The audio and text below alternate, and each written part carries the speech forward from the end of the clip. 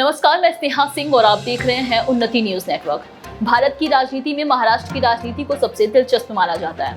पिछले साल 2022 में शिवसेना 2 गुटों में बंट गई थी और इस साल 2023 में एनसीपी 2 गुटों में बंट गई। इस बंटवारे के बाद मानो महाराष्ट्र की राजनीति में हलचल मच गई।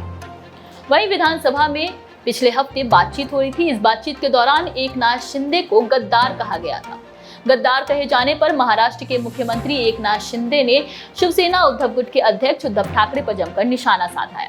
निशाना साधते हुए उन्होंने क्या कुछ कहा है, अब चलिए ये देखते हैं। निशाना साधते हुए मुख्यमंत्री एकनाथ शिंदे ने कहा कि यह पता लगाया जाना चाहिए कि किसने लोगों के जनादेश, बाल ठाकरे की विचारधारा और 25 साल के सहयोगी को धोखा दिया। वह विधानसभा में पिछले सप्ताह विपक्ष की पहल पर शुरू हुई चर्चा का जवाब दे रहे हैं।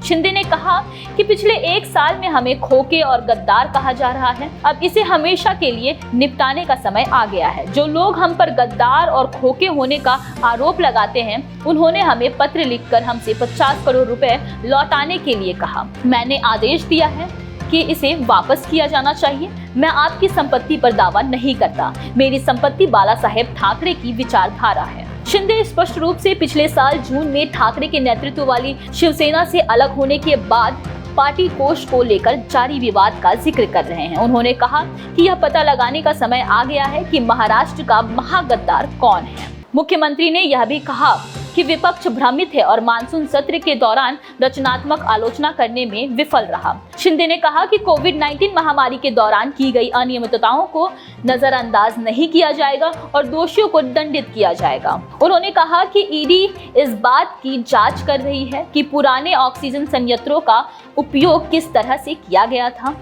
मरीजों की आंखें चली गई और बॉडी बैग जिसकी कीमत 300 रुपए थी, वे 6000 रुपए में बेचे गए। सीएम शिंदे ने कहा कि महाविकास आघाड़ी सरकार के दौरान शिक्षा, विचारधारा, आर्थिक निवेश का स्तर गिर गया और सिर्फ व्यंग किया जाता है। मुख्यमंत्री ने कहा कि जो बिगड़ गया है हम उसे सुधार रहे हैं। शिंदे ने कहा कि उनकी सरकार केंद्र के मजबूत समर्थन वाली समान विचारधारा वाले दलों की सरकार है। उन्होंने कहा कि विधानसभा में हमारी संख्या 170 से अब 215 है। अजित पवार के नेतृत्व वाले एनसीपी गुट पिछले महीने शिवसेना भारतीय जनता पार्टी सरकार में शामिल हो गया था।